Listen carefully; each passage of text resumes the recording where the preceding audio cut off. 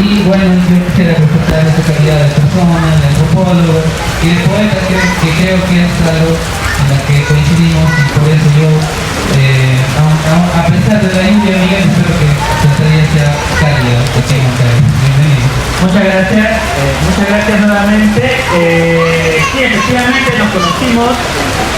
En realidad no nos conocimos. Yo fui a una feria como esta, y había un stand que me llamó la atención porque tenía portadas muy bonitas, lo cual es difícil porque las portadas suelen ser bien aburridas, excepto en las editoriales independientes que se arriesgan más. Yo me estaba encapuchado y yo estaba mirando todo, manoseando todo, preguntando los precios y sorprendiéndome de ediciones chiquitas y cosas inusuales, porque las editoriales independientes te permiten jugar con los formatos, son más creativos que Planeta, Random, etcétera, que son mucho más estandarizadas, ¿no? Y luego hubo un momento así de reconocimiento, como que tú eres tú, yo soy yo, y fue así divertidísimo. Y luego ya mantuvimos el contacto porque ambos somos antropólogos y manejamos ciertas referencias y códigos respecto a la cultura y a la antropología, ¿no? Entonces, yo le decía a Penado hoy hace un rato que yo siempre me regala libros y yo no tenía el mío para regalárselo nunca porque el libro de Guadalquivir se agotó rapidísimo y no se volvió a editar. Y pasó un pequeño problema con mi editorial independiente también, que se acabaron los libros, pero no se agotó el tiraje, pero ayer no sé cómo consiguieron más y pude traer. Así que para empezar esta presentación, creo que tú no vas a preguntar cosas. Perfecto. Preguntas nada preparadas. Muy bien, Miguel, en tu poemario, bueno, como ya lo dijo John, él ganó el premio Copé de Bronce en poesía, con su poemario 5 días de Guadalquivir, que fue uno de los libros que leímos en el club de lectura, que es muy bueno. Y este es el último poemario que ha publicado. Ricardo González Vigil mencionó que es un notable poemario, pájaro amarillo, amarillito, amarillano. Esto, sumado al prólogo del último párrafo de tu libro, ¿no? Que señala lo siguiente, que me pareció muy importante resaltar, porque resume de manera bastante general lo que contiene el libro. Dice Ana María Infante Mendoza, también poeta peruana: la poesía de Miguel, al igual que la figura del pájaro, engloba un desprendimiento hacia un fin mayor. La poesía es un regalo para el mundo que asemeja la construcción de un cobijo, de un hogar, donde todo lo cotidiano abraza con sus plumas doradas y cala hasta lo más profundo.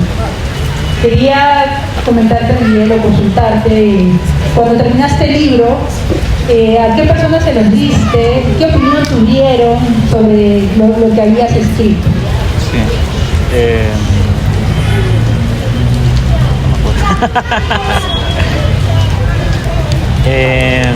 Bueno, hola, pásame el tuyo.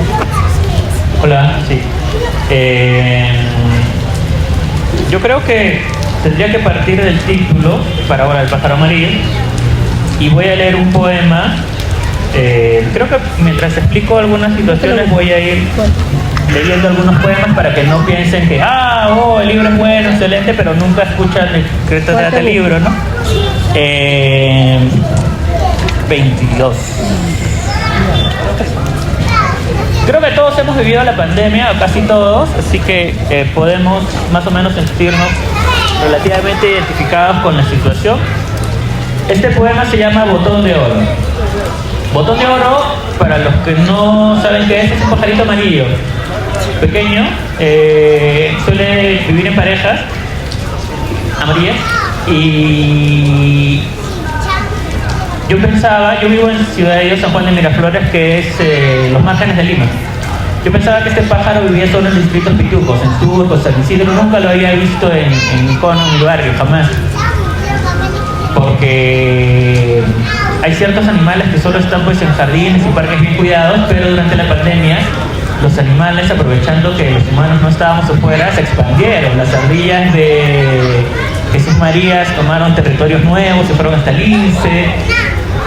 Y en mi barrio aparecieron muchos pájaros nuevos, y uno de ellos es el botón de oro. Y ahora voy a leer el poema Botón de Oro. Un pajarillo heredó todo el amor que puso Dios en sus hijos. Heredó todo el amarillo. Vino solo una vez durante la pandemia hacia los cables de alta tensión. Tan cerca de mi ventana abierta, el ángel de la muerte pasó de largo. El libro se llama Parábola del pájaro amarillo porque ese poema es el que le da forma al contexto de todo el poemario, que para mí fue una... Los poetas chinos y japoneses tienen esto de la contemplación, de que algo ocurre y les captura la atención completamente y se olvidan de todas las preocupaciones del pasado, la ansiedad del futuro, y a partir de ahí crean haikus, ¿no? Esto se llama Mono no Aware.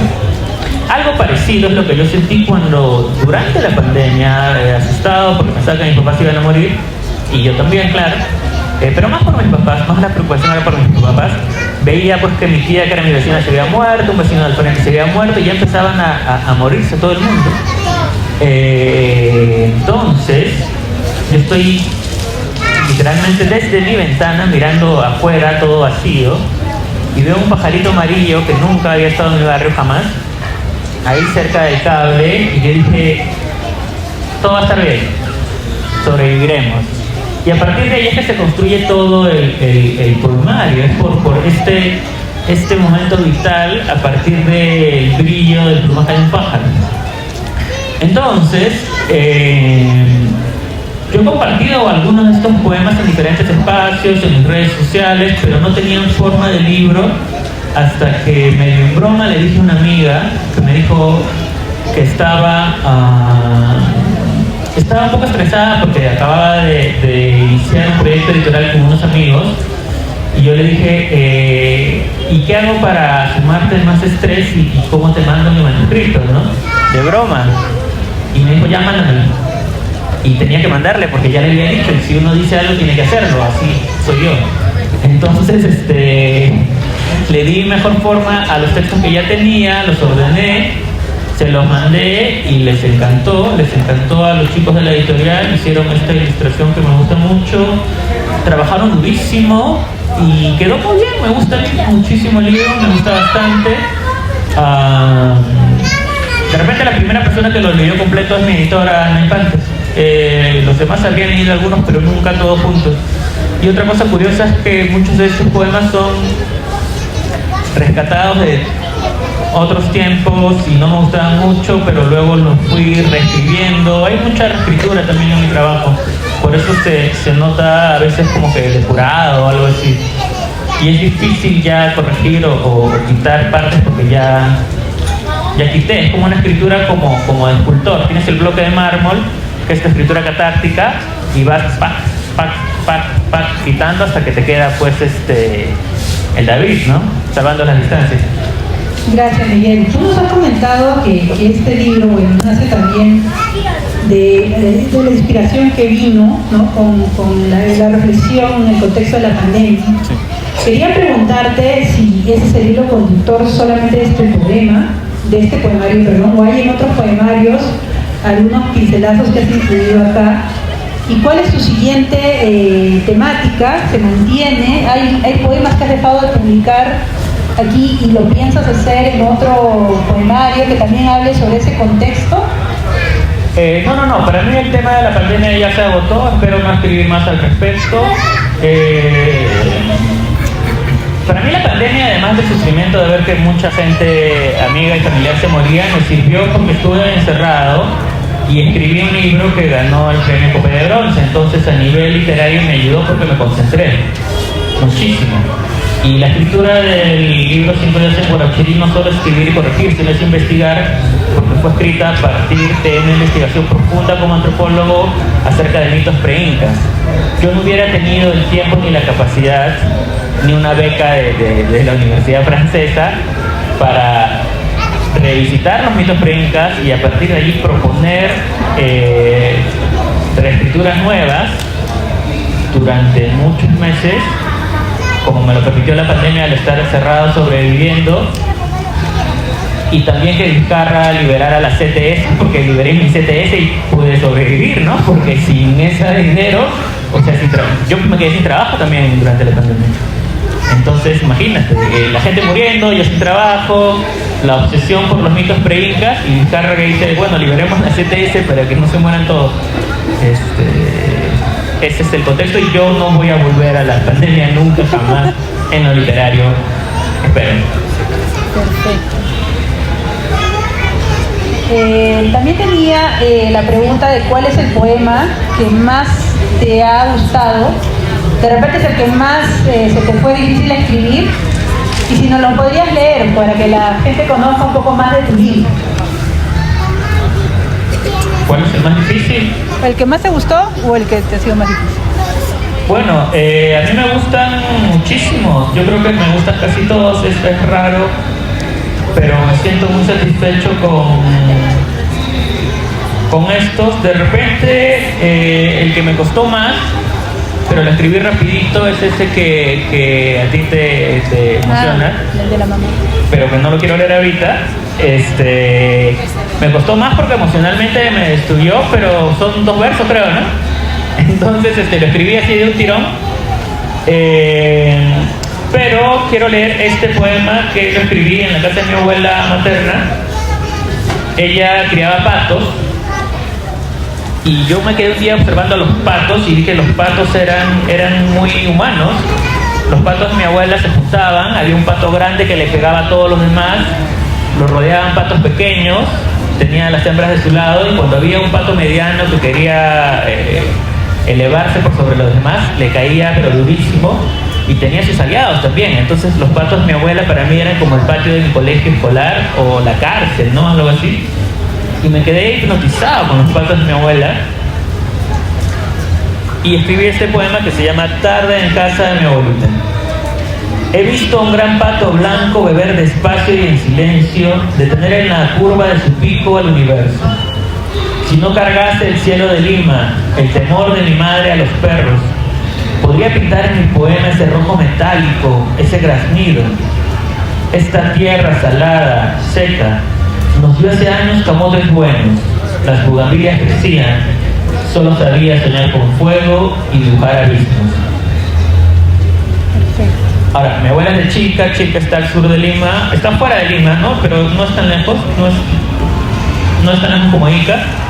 Y sí es cierto que sembramos camotes alguna vez y estaban buenos, y ahí antiguamente había bugambilias, que también son plantas muy propias. O sea, sin querer estoy apelando casi siempre, al menos en este libro, al desierto, al mar, a nuestras plantas, a nuestros animales. Es una locura. Yo me di cuenta después, no fue intencional. O sea, este panteón de plantas y animales peruanos costeños fue muy natural. Yo me di cuenta que mi inconsciente estaba habitado por todas estas formas y figuras, ¿no? De manera inconsciente, pues. Justamente en el poemario se puede ver varios poemas dedicados o relacionados a la naturaleza, también a los quehaceres cotidianos, a la vivencia con la familia, pero también hay poemas relacionados al amor. Y quería preguntarte en qué contexto se escribieron y cuál de ellos es el que más te resultó catártico. A ver si nos puedes contar un poco. Sí. El libro está dividido en 4 secciones: aliento, sombras, tinta y silencio. En aliento los poemas son más o menos metafóricos biográficos. Yo voy a hablar desde algún animal o desde algún paisaje acerca de algo que me pasa. En sombras suelen ser todos poemas de desamor y terribles, excepto uno, que sí es de amor. Tinta son poemas acerca del acto de escribir, y silencio, la cuarta parte, es son 4 poemas que alude mucho al silencio, en el sentido de cuestionar los límites de la escritura, pero no haciéndose preguntas, sino creando silencios. Es un poco difícil de entender, pero cuando lo lean lo entenderán. Voy a leer un poema de desamor el más catártico, dices, ¿no? Yo he sufrido mucho. Yo antes me iba muy mal. Mis relaciones de pareja eran tóxicas, como dicen ahora, ¿no? Ahora dicen migajero también, migajas. En mis tiempos no decíamos eso, pero habíamos pues algunos que sufríamos más que otros o sufríamos en vano, no sé.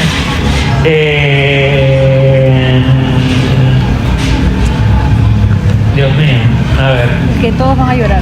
No, porque son vergonzosos, a mí me da vergüenza ajena. Pero me gustan, o sea, este me gusta mucho. No sé cómo llamarte. Si digo abrazo, si digo lluvia, si digo tengo frío en las orejas, vienes, aunque no vengas. Y los paisajes invitan al baile y al silencio, al movimiento de abrir el pecho. Porque si 1000 pájaros azules dejan desierta esta jaula de versos, porque si un domingo florecen mi sangre botones que desafían la tímida lluvia limeña, quiero llamarte y no sé cómo. Muy bueno ese poema, Miguel. Justamente quería preguntarte sobre esa relación que se tiene con el proceso para escribir un poema. De repente aquí entre el público hay personas que escriben sus sentimientos, que ya podría decirse que son poesía, si es que se entrenan un poco en la labor de escribir. Y de repente también hay una curiosidad, ¿no?, sobre cómo es este proceso de escribir poemas, poesías. Entiendo que tú también dictas talleres para creación poética y quería saber, con todo eso que sabes, ¿lo sigues al pie de la letra? ¿Cómo es tu proceso? ¿Qué se ha aprendido en el camino, no? Sí. Ahorita no estoy dictando, pero cada vez que descubro algo que me interesa y me apasiona, trato de compartirlo mediante un taller. Mi método es muy sencillo. Yo he tratado de transitar todos los estilos poéticos que conozco y de escribir un poema bueno en todos los formatos que existen, se haya publicado o no. Entonces yo te puedo decir que he escrito un soneto, que he escrito una décima, que he escrito un haiku, que he escrito todos los estilos que existen.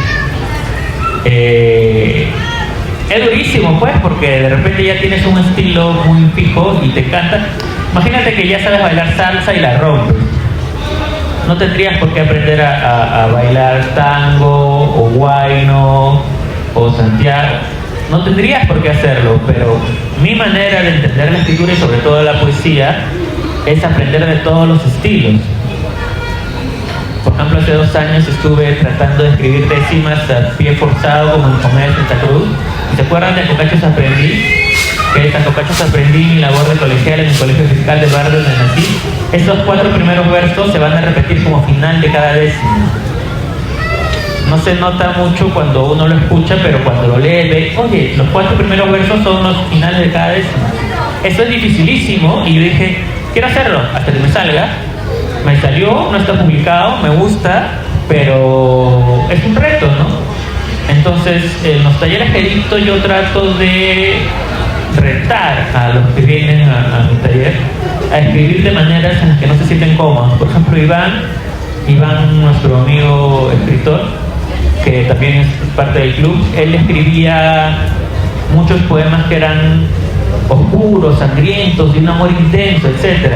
Entonces yo le decía, pero eso ya lo sabes hacer, aquí no vas a aprender haciendo lo que ya sabes hacer. Entonces lo ponía a escribir poemas de amor, escribe un poema acerca de esta mesa, escribe con rima, escribe sin rima, escribe un poema de 3 versos y que sea intenso, ¿no? Cosas así. Obvio, muchísimo más estructurada de lo que le estoy diciendo, porque yo soy una persona muy organizada, entonces cada sesión estaba al detalle, un ejercicio, un disparador, un momento en el que todos compartíamos lo que leíamos y nos hacíamos críticas. Bueno, yo no tanto porque yo soy el que dirige, ¿no? Entre ellos, que son otros escritores en la misma etapa creativa, decían, me parece que te estás repitiendo a pesar de que tengas otro formato, lo cual es terrible, ¿no? Si te ponen, no es como que te diga, ya, vamos a bailar bachata y tú sigues bailando salsa. No, pues, no estás aprendiendo a bailar bachata, o sea, es otra movida, ¿no? Entonces, hay estos poemas que se llaman artes poéticas, que es el arte poético, es como un manifiesto, que es la escritura para ti.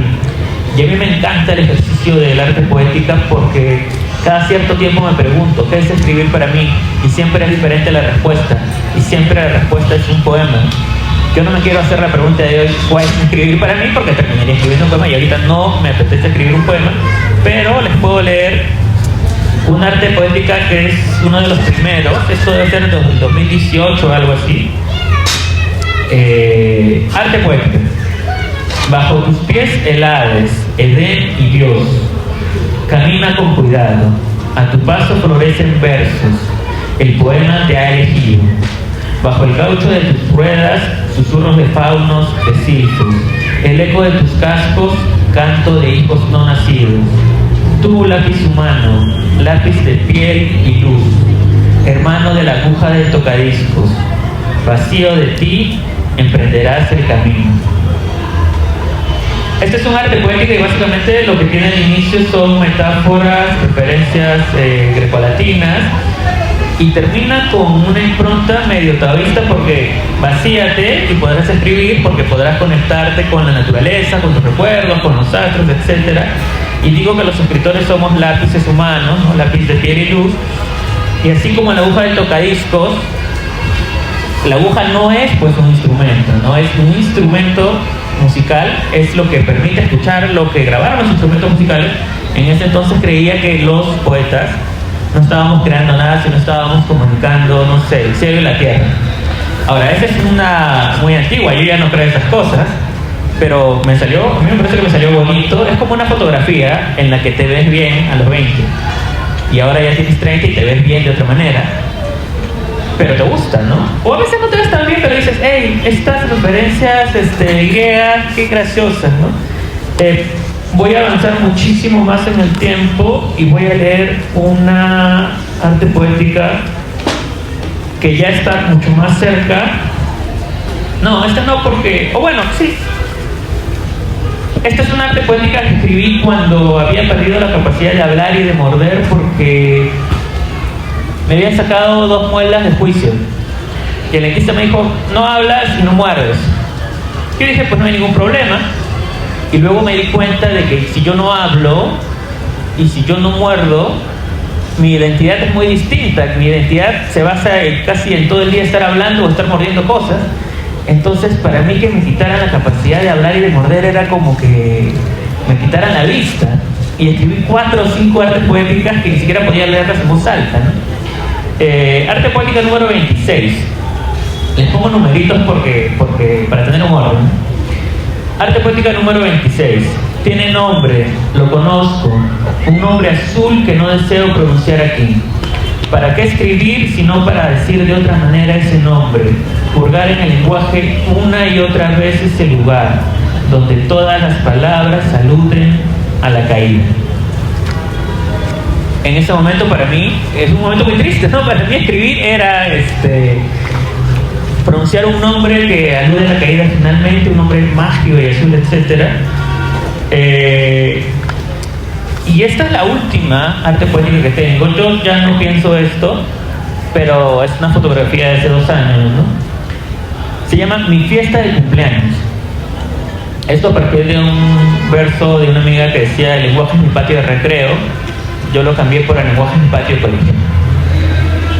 Mi fiesta de cumpleaños. El lenguaje es mi patio de colegio, lleno de pájaros de colores y gritos de mis amigos corriendo por todas partes, descubriendo el salto del grillo, el ascenso del níspero, el platanito recién pelado cayendo en cámara lenta. ¡Ay, mi platanito! No volverán a correr mis amigos, no volverán a gritar así ni en el cine, ni en conciertos, ni entrando a hoteles con desgano. ¿Han perdido sus colores los pájaros? Ahora el lenguaje es el espacio de tiempo en el que llega a las 73. Aprovecho para comprar un pan con palta y una botella de quinoa o hamaca. Sí, señor, hay que vernos, pues, as soon as possible. Saludos cordiales. Feliz cumpleaños. Chicos, les escribo para contarles que nuestro compañero Rafael murió de sobredosis el sábado. Carla se ahorcó haciendo un nudo grande con una de esas correas bonitas que nos compramos en Polvos. Su mamá la encerró en su cuarto. Llevarla a centros de rehabilitación no había funcionado. Su amiga le seguía gustando. Solamente nos vemos en estos casos. Adjunto informe. Febrero 2024. Sailor Moon adquiere un tono rosa debido al desgaste de los acetatos. Los cielos esmeraldas de Dragon Ball también son un error. Toei no supo preservar los masters. Nuestros errores pintarán nuevos tonos en descoloridos pájaros. El lenguaje será entonces mi columbario, mi álbum familiar, mi sala de espera, mi carta de suicidio, mi receta secreta de galletas de avena, mi fiesta de cumpleaños. Les explico un poquito del contexto de este, que es la última arte poética que he escrito. Y ahí dice febrero de 2024 porque efectivamente fue escrita en febrero de 2024. El inicio, que es el lenguaje es mi patio de colegio, ya está diciendo para mí qué es el lenguaje en ese momento. No es un espacio de juegos. El lenguaje es mi espacio de juegos. Yo me estoy divirtiendo cuando estoy escribiendo. Y luego aparecen estas anécdotas, el amigo al que se le cae el plátano recién pelado. En un patio de colegio se te cae el plátano recién pelado, solo te queda llorar, no te lo puedes comer. Y luego hay esta mención a mis amigos no volverán a correr nunca más ni van a reír así, porque los adultos ya no corren, ya no ríen, ya no sueñan, ¿no? Y luego el lenguaje se vuelve este lenguaje de oficina, de correo electrónico, de las noticias de los amigos de colegio. Uno se suicidó, el otro se murió de sobredosis, hay que reunirnos, hay que vernos, solamente nos vemos en velorios. Y luego hay este trabajo sobre el error. Sailor Moon es un dibujo animado japonés de una chiquita rosada que tiene poderes mágicos con la luna. Y cuando ahora la gente ve este dibujo, ve que tiene un cielo rosado precioso. Y Dragon Ball es este dibujo animado de un chico con cola que les pega a los malos y siempre les gana. Y cuando ahora ven los videos, ven que ese cielo esmeralda es precioso. Y la gente dice, qué genio los japoneses, cómo hacían esos tonos. Mentira, es que los japoneses no supieron preservar los masters. Son errores. No guardamos bien las cosas. Es como que ahorita caiga un granizo encima de mi libro y se derrita la portada y ustedes digan, qué bonita portada. Es un error, se cayó, no lo tapamos bien. Y a partir de ahí yo digo, seremos capaces de pintar colores nuevos con nuestros errores en nuestras vidas. Y entonces el lenguaje será, y el lenguaje se vuelve ilimitado, ¿no? Mi fiesta de cumpleaños, mi carta de suicidio, mi receta de avena, etc. Y por ahora es la última, ¿no? Mi última foto de qué es escribir para mí. Empieza con divertirte y termina con lo que sentimos que son errores. Esta cicatriz que tengo en la frente por travieso, para algunas personas pueden ser las características que nos hagan únicos, bellos, significativos, qué sé yo, ¿no? Yo soy una persona que se castiga mucho por los errores que comete, pero en este texto estoy diciendo, oye, tus errores te forman, ¿no? Los amigos que has conocido, las experiencias que has tenido, en parte son consecuencias de algunos errores que has realizado. ¿Y para qué llamarlos errores? Podría llamarlos solamente experiencias, ¿no? Pero eso es lo que digo yo ahora. En ese momento eran errores. Ahora de repente escribir un poema que diga no existen los errores, solo las experiencias, el poema feo es poema bonito. Qué feo, no. Por eso mejor no lo escribo. Gracias, Miguel. Respecto a todo lo que has mencionado, ¿no? Quería preguntarte, a raíz de, incluso la otra vez estábamos hablando de cómo leer un poema, porque yo en mi mente lo leo de una manera y cuando lo leo en voz alta no hago todas las pausas que tienen estos párrafos que a veces se separan o hay una línea y luego después la otra línea con bastante espacio sangría y empieza la siguiente línea. Entiendo que son estilos, claro, ¿no? Para un libro. Entonces quería preguntarte en el marco de eso, dado que otros poetas también aplican un sinnúmero de estilos, quería saber si es que lees a otros poetas y te dejas influir de alguna manera, claro, sobre su forma de escribir, su estructura, y si también consumes otras formas de arte para crear poesía. Sí, yo leo básicamente todo lo que encuentro, leo y trato de compartir también. Por ejemplo, la primera persona que escribía poesía y puso su nombre es esta sacerdotisa sumeria, Eneduana, que le escribía a la diosa Inanna, a la diosa dragón, a la diosa madre superpoderosa. Con Iván también leímos poemas míticos de todas las culturas, o de algunas de las culturas más importantes. Y yo les decía, a ver, el poema La Orilla, el poema La diosa dragón sumeria, el poema de San Francisco de Asís y de Santa Teresa de Jesús, el poema de Tupac Amaru, ¿qué tienen en común? Y había pues el epíteto, la manera de... Estos poemas son como para leerlos de pie. Si yo quisiera leer uno de estos poemas tendría que ponerme de pie así a lo Whitman, ¿no? Porque el aliento es otro, el tono es otro. Entonces me gusta la poesía mística, pero también me gustan los sonetos, me gustan las décimas, me gustan las rimas, me gusta todo lo bello y lo puedo encontrar de diferentes formas. Leo muchísima poesía, sí, pero también leo otros tipos de literatura y me gusta, por ejemplo, el sonido de las palabras en su vida cotidiana. Hace poquito estaba, antes de ir a la casa de nuestro amigo Stuart, escuché que una señora le decía por teléfono a alguien en Grau, en un sitio bien peligroso del centro de Lima, le decía, hasta las últimas, bebé. Y yo dije, esto nunca lo he escuchado antes, porque en mi barrio dicen hasta las últimas consecuencias. Y bebé dicen así de cariño los chicos de 20 años, pero esta es una señora grande, hasta las últimas, bebé. Y dije, este tono es muy interesante y muy específico. Incluso como ejercicio en algunos talleres les decía, tu primer verso va a ser ya fue, y me escribes un poema a partir de ahí, y no me importa que no te sientas cómodo, que leas a Calderón de la Barca, tu primer verso ya fue, porque lo que escuchas en las calles en lo coloquial puede ser arte también. O este primer verso que era, bien mentiroso eres, ¿no? Y a partir de ahí, por el oído, ¿qué se te ocurre? Eso, lo primero que se te ocurre lo pones, y sigues, porque yo a mis chicos les dejaba, van a escribir un poema en un minuto, y los chicos me querían matar, y yo ponía y les decía, 1, 2, 3, bien mentiroso eres, ¿no? No había y ves a los de tu costado que ya están escribiendo, y tú quieres decir, no, qué injusto, qué mal, los demás ya están escribiendo. Y luego le decía, bueno, ya un minutito más para que cierren. Y en esos 2 minutos sacaban cosas interesantísimas que a veces teniendo toda la semana o todo el mes disponible no lo hacían. Porque yo les decía, ya, de tarea háganse otro. No lo hacían. En toda la semana no encontraban el momento, la atención, la competencia de los que estaban alrededor para hacerlo.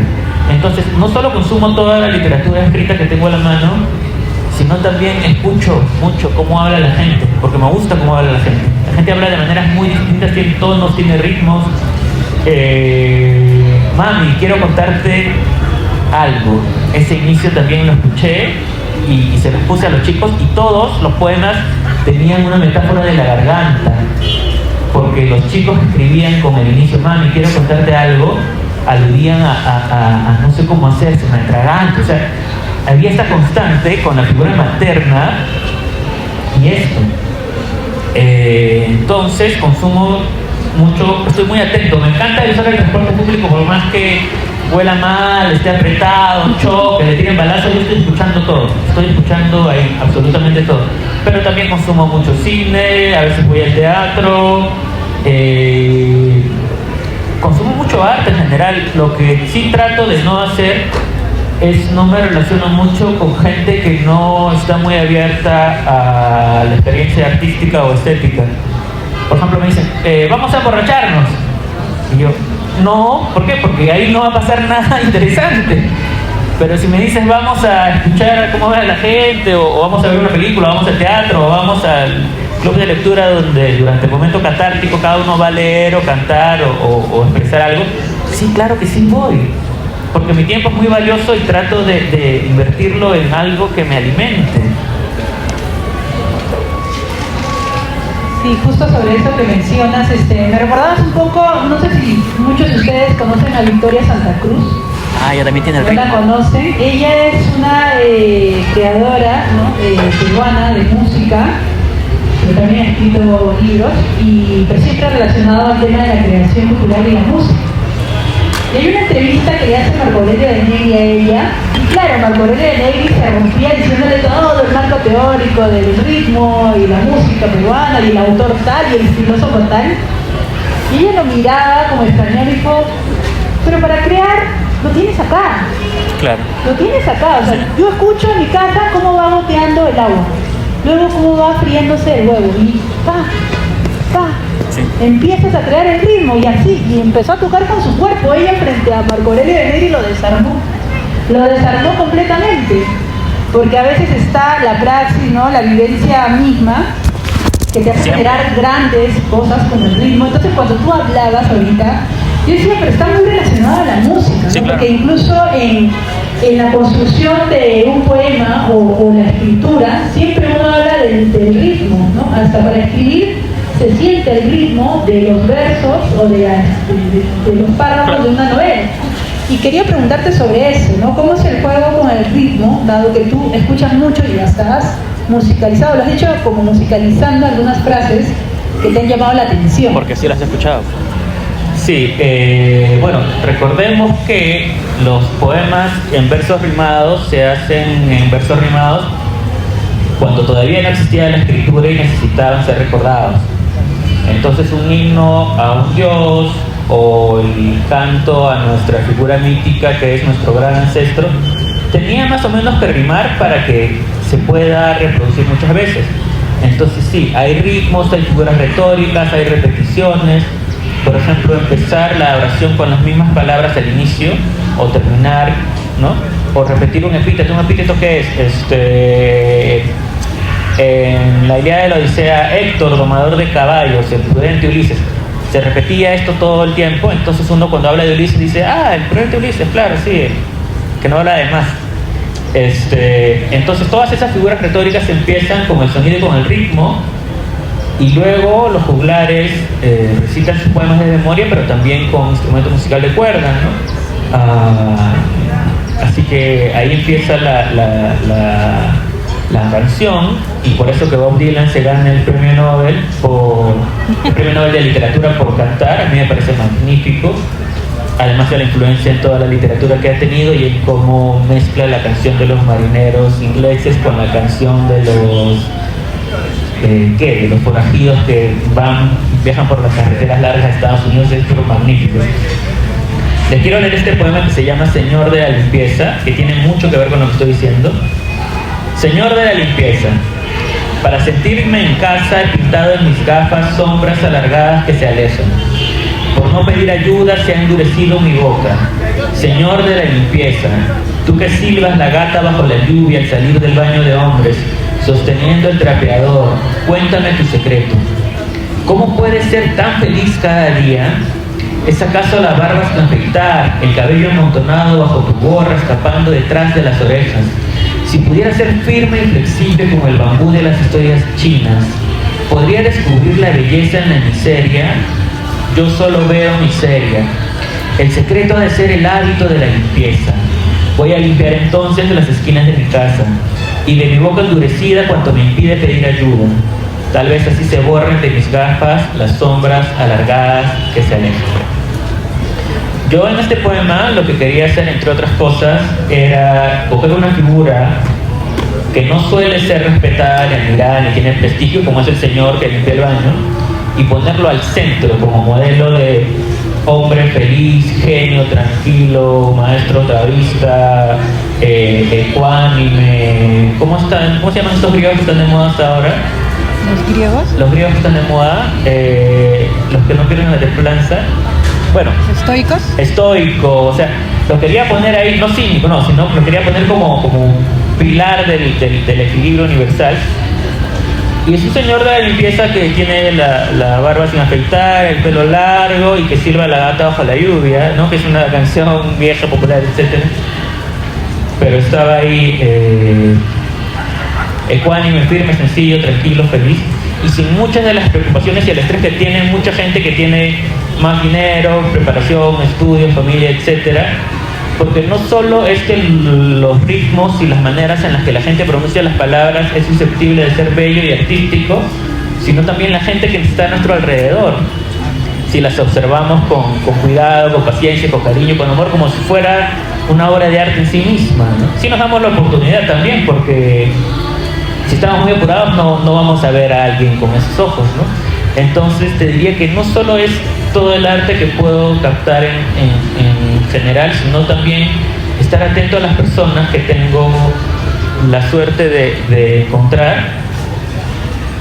Y de repente el señor de la limpieza nunca lee este poema, pero ya está, ¿no? Es eso. Gracias, Miguel. Tengo una pregunta muy importante que creo que se la hacen a muchos autores. Pero bueno, empecemos primero por el impacto, ¿no? ¿Tú consideras que la poesía tiene impacto sobre la sociedad, sobre las personas? Y si hay una línea de discurso político que puede arruinar la belleza o el esteticismo en la poesía. Sé que hay muchos autores que han abordado temas políticos a lo largo de su vida y quería preguntarte sobre eso, ¿no? El impacto de la poesía en la sociedad y en las personas, y si consideras de que se puede separar esos dos ámbitos. Claro, sí. Te voy a responder de atrás para adelante. Yo creo que todo lo que hacemos es político, ¿no? Entonces, cuando alguien dice, quiero escribir un poema a un dios griego y soy peruano, entonces eres pues un alienado, brother, no sabes quién eres. Estás festejando a dioses que no tienen nada que ver contigo porque no conoces la riqueza de tu cultura, lo cual no tiene nada de malo. Pero yo no quiero leerte, pues, porque para leer un poema a un dios griego leo a los griegos. Y a los griegos clásicos de hace 2500 años, no los de ahora. Y entonces para mí todo es político y lo que escribimos tiene que ver con todos. Yo elijo el tema o la manera o el ritmo. Hemos estado hablando mucho del ritmo, ¿no? Si tú sientes que el ritmo te apura, te aprieta, es diferente a que te calme. El que escribe está dirigiendo la respiración de su lector. Yo decido si quiero que mi lector esté agitado o que esté tranquilo. Te habrás dado cuenta cuando lees novela o novela de misterio que hay escenas en las que estás así como que ¿qué va a pasar? ¿Qué va a pasar? Eso no es solo por lo que está pasando a nivel hechos, sino por la manera en la que estás haciendo respirar cuando lees el escritor. Eso es pero formidable. Uno cuando está inquieto o asustado trata de respirar profundo porque está respirando apuradito, porque está molesto, ¿no? Tu papá te grita, o tu ex o lo que sea, respira despacio y te calmas, ¿no? Si tú como escritora determinas la manera en la que respira tu lector, estás decidiendo su temperatura física. O sea, eso es así de simple. Ya verás tú cómo usas ese superpoder que tienes cuando escribes. Generalmente no puedes llevarlo a la atención por siempre y hacer que te odie, sino un desenlace más o menos que ya pasó lo peor, se acabó la tormenta. Eso también se puede hacer con la música, eso se hace con la música en realidad. Hay mucha percusión que es latido cardíaco, o sea, hay mucho que se puede hacer. Sabiendo esto, cuando el Estado de Israel le manda un misil a Rifat Al-Hariri, el poeta, o cuando el Estado español fusila a Federico García Lorca, o cuando el Estado comunista de Rusia le restringe el papel a sus escritores, o cuando le dicen a Wisława Szymborska, poeta polaca, que ella va a decidir cómo repartir el papel a los escritores. A mi amigo le doy 100 hojas, al señor que no es mi amigo le doy 80, a mi enemigo le doy 20. Es súper político. Y cuando Mao hace la revolución cultural, a los intelectuales que no se alineaban, ¡prá! Entonces, no es que yo diga que la literatura es política, no, sino que los políticos saben que es político y es muy peligroso, y es mejor tener a los artistas de tu lado. Chocano recibe los laureles de poeta nacional en un momento precioso, ¿no? Hay mucho poder en el arte en general, por eso es mejor que el mercado los absorba para que no ocurran cambios sociales en ninguna parte y todo se mantenga igual, ¿no? No es casual que a Bob Marley le tiran un balazo. Han habido artistas africanos que han detenido guerra. O sea, lo que se puede hacer con el arte es pero inmensísimo. Más allá de entretenernos o divertirnos, se puede hacer muchísimas cosas. Luego veremos si estuvo bien o no, si sirvió o no. Yo preferiría que nadie se mate, que no hayan guerras. Si van a haber guerras, que sean entre dos ejércitos y no entre un ejército y civiles, ¿no?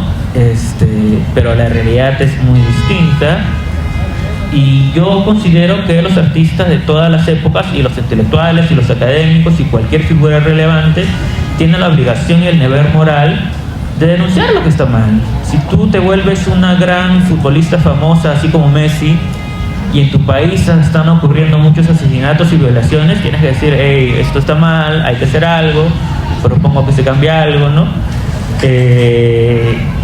Y se acabó. Las luchas que a ti te interesen, las que te importen, con las que te sientas identificadas, ¿no? Si soy futbolista negro, millonario, salgo a jugar y me hacen sonidos de mono, me molesto y protesto, porque está mal, está el racismo y a mí me afecta y afecta a otros, ¿no? Como yo. Ahora, si yo protesto en contra del racismo de los negros es raro, porque a mí no me afecta directamente, preferiría que lo haga el que está plenamente involucrado, y no me forzaría a escribir sobre ello, sino sobre mis propias luchas. Entonces, para responder a la pregunta de si una consigna política puede limitar la belleza del arte, yo diría sí, siempre y cuando no sientas que esa es tu lucha. Por ejemplo, para mí, yo estoy seguro de que yo no podría escribir un poema bueno en contra del feminicidio, porque no tengo la rabia, no tengo la furia que puede tener una mujer, ni el miedo que puede tener una mujer al sentirse víctima o posible víctima de esto. Pero invito a las mujeres que estén cerca de esto a escribirlo, a denunciarlo, y tienen todo mi apoyo. Pero si yo me forzara a hacer esto, o si veo que está de moda alguna movida política y ¡ping! Me meto, me va a salir, yo creo, un texto malísimo, porque no es auténtico. Y yo valoro mucho la autenticidad en el arte. Yo creo que se nota. Yo creo que cuando alguien es como la mentira, pero peor, porque en el arte no te puedes hacer el que eres de un lado si eres de otro, o si no te importa. Y otra cosa es que no vas a llegar a tiempo. Por ejemplo, César Vallejo escribe España pertenece Cáliz por la Guerra Civil Española, ¿no? Entonces, si te quieres poner la camiseta 10 años después, cuando todo ya está tranquilo, ¿cuál sería el impacto? ¿Con quién te estarías solidarizando? Es muy raro eso. Entonces, ya que todo arte es político, para mí la única manera de que tu arte político sea feo es que elijas luchas que no son tuyas, por pose, por disfraz. Y ya, pues, no te va a salir, pues. O sea, por más que quieras, no te va a salir. La gente, no va a saber por qué, pero va a decir, acá hay algo que no funciona, ¿no? Y eso lo puedes ver en cualquier parte. Juan y Guerra, Rubén Blades tienen canciones buenísimas que denuncian conflictos sociales, etcétera, y las bailamos y nos gustan, pero son auténticas, pues. Yo no conozco algo popular que sea falso y que sea denuncia política o social. Creo que no existe, para mí no existe, porque no perdura, pues, ¿no? Perfecto. Antes de preguntarte sobre tu libro, si es que tienes ejemplares para esta ocasión, quería saber si alguien del público tenía preguntas sobre lo que ha expuesto Miguel y su poemario. Si alguien quisiera hacerle alguna pregunta para poder ceder a 2 personas las preguntas y ya con eso hacerle la última a Miguel. No, ya está, ya. ¿Sí? ¿No? No. Ya, perfecto. Listo. Yo continúo. Sí. A ver, una Sí, pregunta. señor. Esto no funciona. ¿Ah, no? Ahí lo devuelvo. Bueno, que nos lo devuelvan. Bueno, felicitaciones por su trayectoria. Creo que hoy eres joven y tienes mucho que avanzar. Sí, claro. Te deseo buena suerte y éxito. Muchas gracias, señor. Lo que decías último me llamó la atención, Sí, esto de que creo que es importante, sobre la relación estaban conversando sobre la relación entre las políticas, cuestiones sociales y la literatura, ¿verdad? En general, ¿no? Pero también es una cuestión de que si un artista se desvincula, también pierde él. Por ejemplo, nosotros ¿quién conoce a Alfredo Blades? Dicen que es muy buen escritor, pero ¿quién lo lee? Por muy bueno que sea, no sé si sus obras sean cercanas a nosotros como las de Arguedas, por ejemplo, que quizás sean menos escritor, no sé, pero es más cercano a nuestra realidad, a nuestras instituciones. Y así. Entonces, lo que hablabas también me llamó la atención de eso de que escribí sobre el COVID y que me parece que te cansaste. Y no sé, de repente todavía hay mucho que escribir sobre el COVID, lo que pasó. Algunas cosas que te puedo cansar y de repente también en el auditorio sobre las mascarillas en el COVID, ¿no? 3 cosas. 1, no sé si saben ustedes que las mascarillas nos pusimos no para nosotros protegernos, sino para que nosotros protejamos a los demás, que nosotros les protegemos. Pero no sé si decíamos eso, la gente volvió a utilizar. O de repente ese egoísmo hubiera dicho, ¿pero a mí qué me importa que los demás se contagien y se mueran? No, yo no por eso. Pues te dicen, no, pero es para que tú te protejas. No, me lo pongo. Y cada cosas ridículas, como por ejemplo gente ganando en el parque libre y la gente, y había guachimanes serenados que querían obligar a utilizar la mascarilla cuando no tiene nadie en el parque, más que ellos. Eso pasó en la televisión, qué ridículo, si no hay nadie, ¿para qué quieren obligar al exterior? Y otras cosas, ¿no? Como por ejemplo, cuando ya pasó todo y había gente que se quería seguir usando su mascarilla, había por las redes sociales mensajes como: me da ganas de golpear a esos que siguen utilizando la mascarilla, ¿por qué? ¿Por qué? Si esa persona quiere seguir utilizando su mascarilla, que usted se puede, es su libertad. Claro. ¿Por qué tengo que tener rabia? El micrófono para que Bueno, eso quería de repente compartir. Gracias. Muchas gracias. Que se vaya bien. Éxito. Gracias. El otro micrófono no funciona. Sí, muchas gracias. Coincido con lo que dice de Bryce. Hay una cita del Martín Fierro que le quiero leer, que a mí me gusta mucho. Está escrita en la manera en la que hablaban los gauchos argentinos, ¿no? Que es una manera de un español diferente. Él dice: yo he conocido cantores que era un gusto el escuchar, mas no quieren opinar y se divierten cantando, pero yo canto opinando, que es mi modo de cantar. Procuren, si son cantores, el cantar con sentimiento, no tiemblen el instrumento por solo el gusto de hablar, y acostúmbrense a cantar en cosas de fundamento.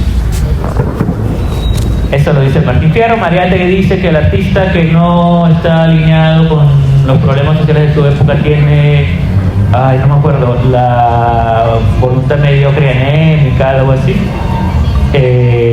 Lo dice más bonito, ¿no? Pero la idea es esa. Coincido plenamente en que puede haber muchas más cosas que escribir acerca de la pandemia. Yo no las voy a escribir, lo invito a usted y a quienes quieran escribir acerca de la pandemia. Escriban todo lo que quieran: novela, poesía, teatro, una pieza de teatro, una familia encerrada, hablando, peleándose, amistándose, llorando. Ahí hay material riquísimo. Yo no tengo el equilibrio emocional, la salud mental para poder escribir algo así. No me da el cuerpo, no lo voy a hacer. Yo finalmente creo que los artistas, a diferencia de los futbolistas o los youtubers, tienen una sensibilidad especial. Entonces, no conectar con tu sociedad es un pecado gravísimo, ¿no? Es pero penoso. Entonces, si eres un artista, vas a terminar hablando antes de los problemas sociales que la historia va a registrar mucho después. Si nos fijamos en las canciones populares, canciones en quechua, guaynos, etcétera, muchas veces denuncian, por ejemplo, el conflicto armado interno, el terrorismo. Había muchas canciones denunciando esto antes de que los historiadores se pusieran las pilas y los sociólogos.